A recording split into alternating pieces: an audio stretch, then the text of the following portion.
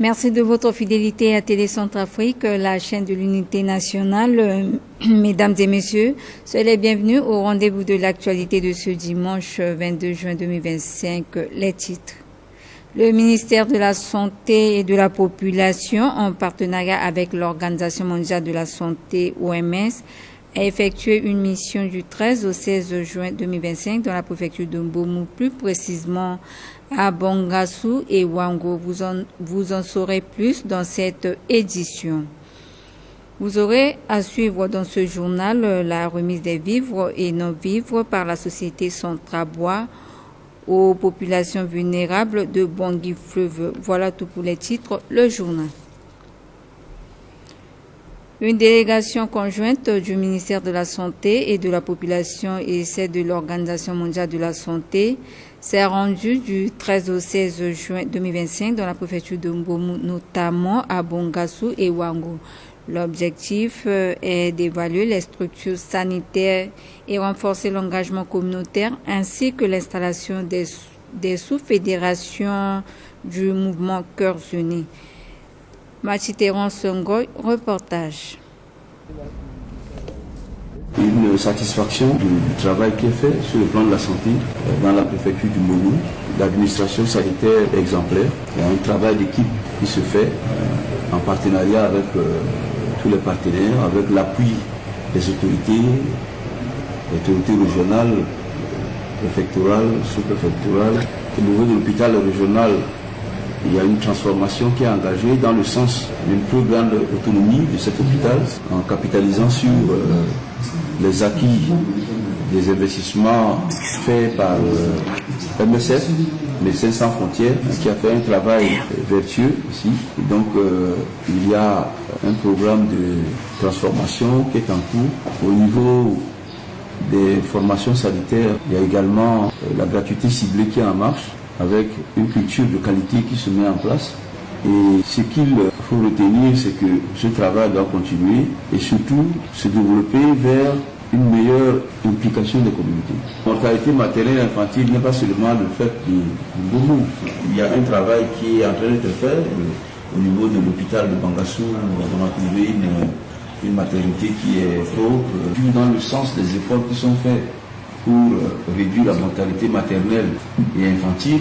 Il y a la question des ressources humaines, la question des possibilités de diagnostic. C'est ainsi qu'on a l'école régionale de Bangassou, qui n'est pas l'unique école régionale. Le président de la République, dans le cadre de cette initiative présidentielle de réduction accélérée de mortalité maternelle, a décidé de décentraliser la formation des agents de santé paramédicaux dans les principales régions de notre pays. Je suis venu sur les instructions du grand frère uni, le président professeur Akran Touadéra, et du frère uni, le secrétaire exécutif du MCU, le professeur Saint-Louis Mathieu Sarangi, pour parachever le processus de mise en place des organes du parti.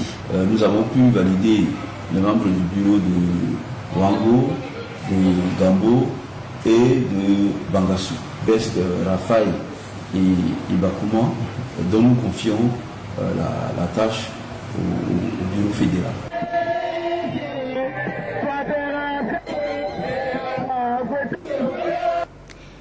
Quittons à présent la préfecture de Mbomou à destination de la sous-préfecture de Lobaye pour vous informer que l'hôtel de la ville de Mobouma dans la sous-préfecture de Lobaye a servi de cadre à une importante réunion de validation de la candidature de Makango Jocelyn du parti MCU aux élections législatives 2025 en présence des autorités administratives sous-préfectorales religieuses et du dit parti. On en parle dans ce reportage.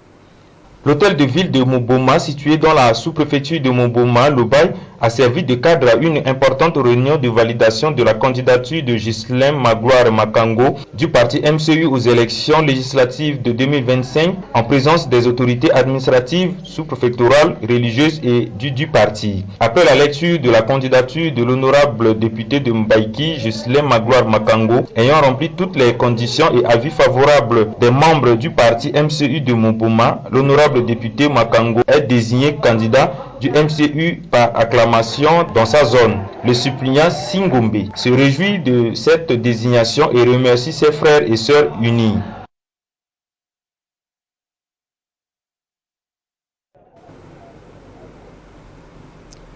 La République centrafricaine, à l'instar des autres pays du monde, a célébré hier la journée de la musique sur initiative du CREA.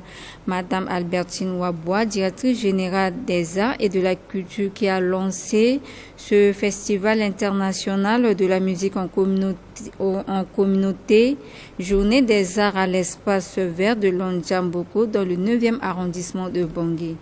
Dorlan Koyambo, reportage. L'objectif recherché à travers cette première édition événementielle est de montrer au public centrafricain et d'attirer des décideurs ainsi que les partenaires sur l'importance de la musique qui est un vecteur de cohésion sociale, occasion pour les artistes invités de se faire valoir de leur métier avec des belles mélodies pour émerveiller la population centrafricaine. Le directeur de CREA s'en explique. Nos motivations sont multiples. D'ailleurs, c'est à l'occasion de la fête de la musique. C'est donc célébrer davantage la musique et surtout rapprocher la musique et les musiciens de la population.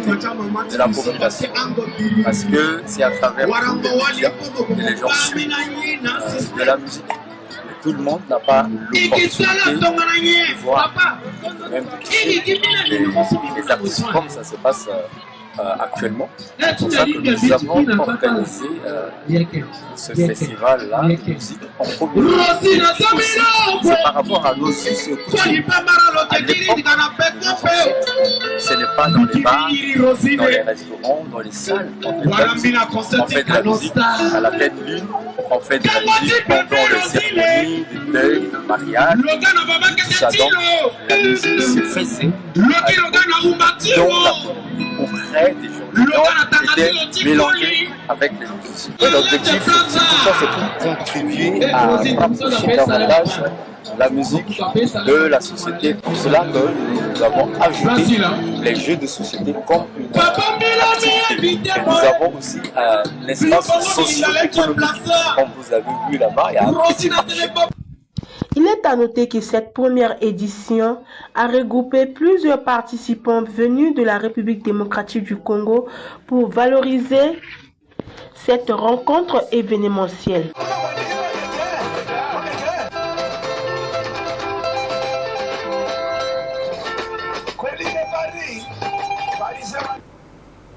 Sachez également que la société Centrabois a remis hier vendredi des tricycles ainsi que des vivres et non-vivres aux populations dans des situations de vulnérabilité dans Bangui Fleuve. On en parle dans ce reportage. Le Centrabois, qui est une société travaillant dans le domaine de bois, intervient dans la zone de Bangui Fleuve. À travers son directeur général, a remis des vivres, des tricycles, des béquilles et des vêtements aux handicapés, les orphelins et veuves dans les 5 villages de sa zone d'intervention. Le village Bombabia qui marque la première étape de cette dotation, suivi de moyens roulants. Ce geste s'inscrit pour soulager les conditions de vulnérabilité de ces derniers. Les bénéficiaires se sont réjouis après cette remise. En poursuivant ces remises, les 3 autres villages reçoivent également des dons tels que les vêtements et bien d'autres destinés aux veuves et orphelins. Pour le coordonnateur, cette remise témoigne la bonne volonté de la société Centrabois. La motivation elle est simple, c'est que annuellement, chaque année, nous avons un planning. Nous étudions un planning social sur lequel nous nous basons. Et nous sommes maintenant dans la phase d'exécution, de réalisation de toutes ces actions conçues. Et donc nous sommes, comme je le disais, à la phase de réalisation de toutes ces actions. Ce sont des personnes vulnérables. Nous avons 3 ou 4 catégories de personnes vulnérables. Donc aujourd'hui, nous avons les veuves, les handicapés, les orphelins. La semaine prochaine ou dans 2 semaines, ce sera le tour des 3e âge. Donc pour l'instant, ce sont ces 3 catégories de personnes vulnérables que nous assistons sur les 12 villages. Bon, tout à fait, ça va les aider. Vous voyez, les enfants, les orphelins, c'est des habits, c'est des vêtements qu'on leur octroie. les handicapés. Les handicapés, vraiment, vous avez vu, il y en a qui ont des béquilles, il y en a qui sont bénéficiaires de tricycles. Et les veuves, c'est des kits alimentaires. Il est à noter que la société Centrabois a promis de poursuivre ses actions pour les personnes non bénéficiaires.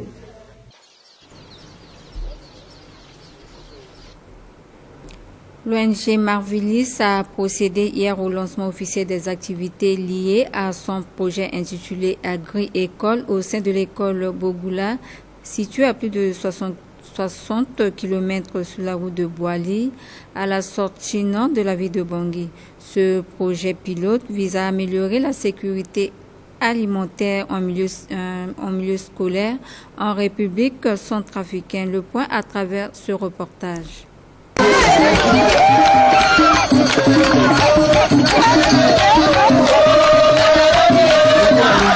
L'ONG Marvilis, l'une des structures nationales qui œuvre dans le secteur de l'éducation, a sollicité et obtenu un financement de la part des partenaires au développement OIF, lequel financement l'a permis de procéder ce jour, samedi 21 juin 2025, au lancement officiel des activités de son projet intitulé Agri-École au profit de l'école Bogula, localité située à 60 km sur la route de Boali, lequel événement a connu la participation des autorités administratives locales.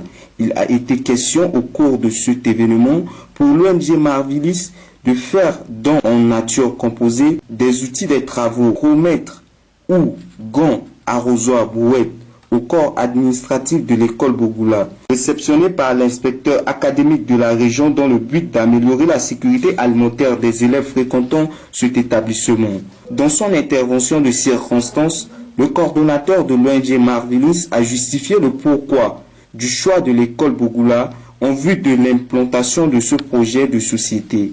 Quant au représentant du ministre d'État en charge de l'éducation nationale, celui-ci a félicité l'ONG Marvilis pour ses actions louables qui cadrent avec la vision politique du chef de l'État en matière de cantine scolaire. Voici à cet effet les impressions à chaud du représentant du ministre d'État. Je suis venu au nom du ministre d'État chargé de l'éducation nationale pour remettre les kits qui vont servir au jardin scolaire et lancer en même temps le projet Agro-École. Le projet Agro-École est un projet initié par l'ONG Marvilis, appuyé par l'OIF, Organisation internationale de la francophonie. Et donc c'est un projet qui consiste à créer un champ scolaire, à créer un jardin scolaire. Et le champ scolaire, le jardin scolaire viendront en appui à l'alimentation scolaire des élèves de l'école Bogula. Donc, je suis venu avec les autorités administratives et politiques de la ville de Boali. J'ai donc lancé officiellement ce projet-là et dans les jours à venir, le jardin scolaire sera réalisé et ça produira de l'alimentation scolaire pour les élèves.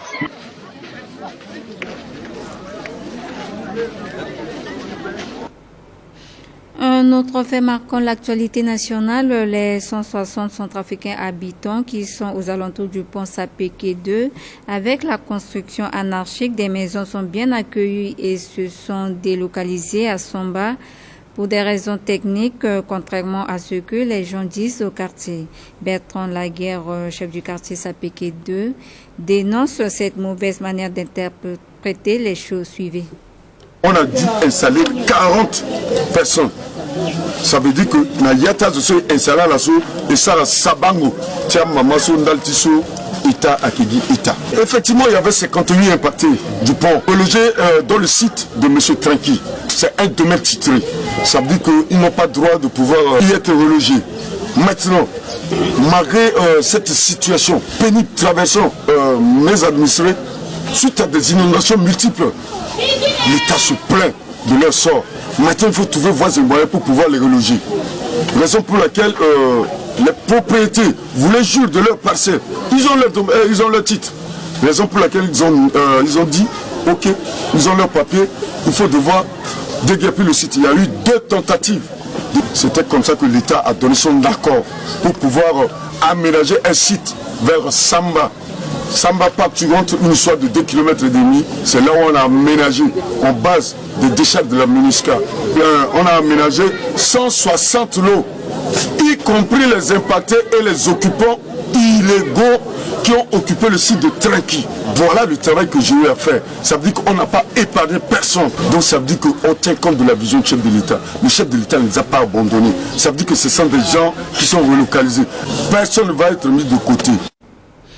En chapitre religieux, sachez également que l'église Ebek, Wango Bangui, située dans le 7e arrondissement de Bangui, a vibré ce dimanche 22 juin au rythme de prestations de serments faites par quelques femmes membres de l'Union des Sœurs de la dite église. Cette cérémonie a connu la participation du corps ecclésiastique et des autorités locales. On en parle dans ce reportage. Pendant que plusieurs femmes de cette même génération s'entraînent dans le divertissement et autres, les 52 femmes membres de l'Union des Sœurs de l'Église Ebek Wango Bangui, quant à elles, choisissent avec fermeté le chemin qui mène à la vie éternelle en disant chacune d'entre elles, je cite, « Oui, Dieu, envoie-moi ». Vraiment, c'est une grande joie aujourd'hui à l'Ebek de Wango Bangui. C'est une journée solennelle parce que 51 sœurs ont décidé aujourd'hui pour abandonner leur mauvaise manière, pour revenir vers Jésus-Christ. Et c'est une grande joie pour les US parce que leur effectif a augmenté de quelques sœurs. Je demande à ces sœurs, l'engagement c'est quelque chose. Quand tu t'engages de servir Dieu, il faut le servir dans l'égalité. Le servir avec joie, avec paix, d'être en paix avec tout le monde. Mais si quand tu t'engages et puis tu ne fais pas l'œuvre que tu t'engages faire, c'est un péché et c'est mauvais pour les sœurs. Donc j'interpelle les sœurs à garder leurs promesses, à marcher selon ce qu'ils ont dit dans leur bouche pour qu'ils ne soient pas condamnés à la fin par le Saint-Esprit. Très motivés à prononcer ce serment qui les lie désormais avec le Seigneur, vivre dans la plénitude permettant une vie décente comparativement à ce que le Seigneur Jésus-Christ a toujours et toujours prescrit. Je suis vraiment heureuse pour parce que ça fait des années que je venais avec lui, vous voyez, je suis prêter des sermons et je suis aussi heureuse de prêter ces sermons. Ma priorité est de servir l'Éternel chaque jour, de venir à l'église, de venir tous les jours, le lundi, de prêcher pour la parole de Dieu. Le message de Dieu, les jours qui sont impartis et venir dans le mouvement des sœurs parce que c'est un très bon mouvement. Donc, je tiens à mes sœurs qui sont là au quartier de Dieu. Enjolivé par une entrée de couleurs et une série de récits divins témoignant à suffisance combien c'est bon de servir le Seigneur.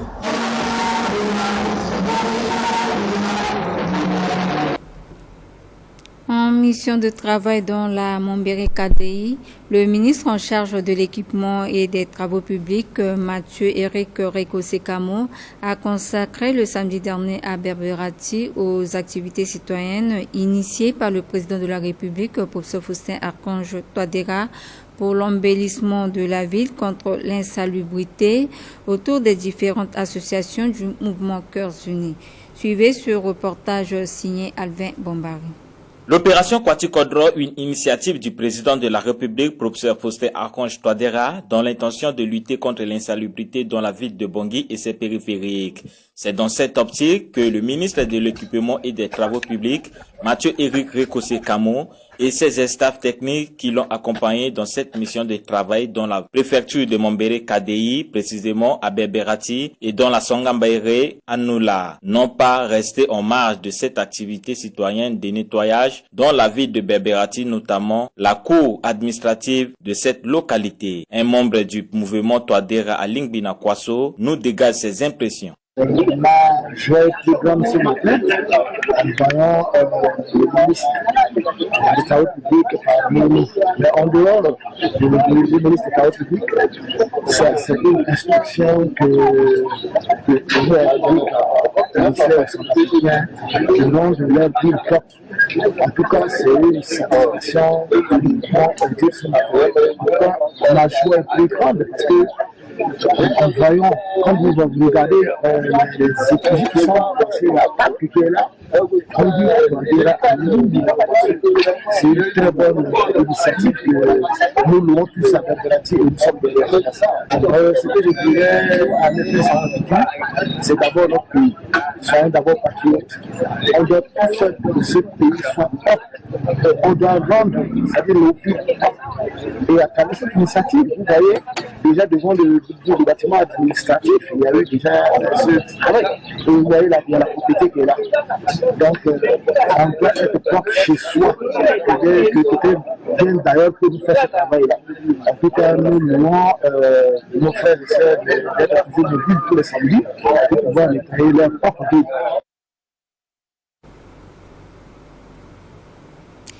Bien avant de nous séparer, mesdames et messieurs, nous vous invitons maintenant à suivre la déclaration du ministre d'État chargé de l'éducation nationale, Aurélien Simplice Kongwele-Zingas, relative au lancement officiel des épreuves écrites du baccalauréat session de juin 2025, qui débutera demain lundi 23 juin 2025 au lycée technique de Bangui. Quant à moi, je vous dis au revoir. Chers compatriotes, chers parents d'élèves, chers enseignants, toutes catégories confondues, chers élèves et candidats aux examens de la session 2025. Demain, lundi 23 juin 2025, notre pays tournera ses regards vers un moment empreint de solennité et d'espoir. Le lancement officiel des épreuves écrites du baccalauréat session de juin 2025 pour les candidats, mais également pour leurs parents et tuteurs. Cette échéance marquera un tournant inoubliable, fait d'émotions, d'attentes et d'ambitions légitimes. Cette année, ce sont 29 947 candidats qui prendront part à cette compétition intellectuelle dans les 54 centres d'examen répartis sur l'ensemble des 20 inspections académiques de notre pays. À elle seule, l'inspection académique de Bangui accueille 18 523 candidats, preuve de l'engouement croissant pour ce diplôme déterminant dans le parcours académique et professionnel de notre jeunesse. La session de cette année débutera le lundi 23 juin 2025 avec les épreuves écrites techniques auxquelles participeront 3516 candidats issus du lycée technique de Bangui et du lycée professionnel féminin. Le mardi 24 juin 2025, ce sera le tour de 26 431 candidats de l'enseignement général de passer leurs épreuves. Chers compatriotes, mesdames et messieurs, l'organisation de cet événement d'envergure nationale est le fruit d'un travail méticuleux, étalé sur plusieurs mois, mobilisant des compétences humaines, techniques et logistiques dans un contexte souvent difficile. À ce titre, je tiens à saluer avec ferveur l'engagement sans faille des cadres de mon département ministériel, des techniciens et de tous les acteurs impliqués dans cette noble mission. Leur rigueur et leur professionnalisme ont permis de réunir les conditions optimales pour le bon déroulement de la session. Je tiens également à exprimer ma profonde gratitude à nos partenaires techniques et financiers, notamment la MINUSCA et l'UNICEF, dont l'appui logistique demeure indispensable pour atteindre les centres d'examen les plus enclavés et assurer la présence des membres des jurys dans ces zones reculées. J'adresse une mention très spéciale au gouvernement que dirige M. Félix Moloa, Premier ministre, chef du gouvernement, sous la très haute impulsion de son Excellence M. le Président de la République, chef de l'État, professeur Faustin Archange Touadéra, grand maître des lettres et des arts, qui, malgré un contexte économique et financier difficile, a su mettre, à travers le ministère des Finances et du Budget, les moyens nécessaires à notre disposition pour l'organisation de cette session. Chers compatriotes, chers parents et tuteurs, l'examen du baccalauréat ne revêt pas seulement une importance nationale, il bénéficie d'une portée internationale, car son obtention ouvre l'accès aux institutions d'enseignement supérieur aussi bien dans notre pays que dans les pays partenaires avec lesquels la République centrafricaine, notre pays, a signé des accords de coopération scientifique, culturelle et technique. De ce fait, il est capital de rappeler que le mérite personnel doit demeurer l'unique voie d'accès à ces précieux diplômes. Aucune forme de tricherie, de fraude ou de contournement des règles ne saurait être tolérée, quelle que soit l'intensité des attentes parentales ou la pression sociale. Parents d'élèves, je m'adresse donc avec insistance à vous, parents et tuteurs,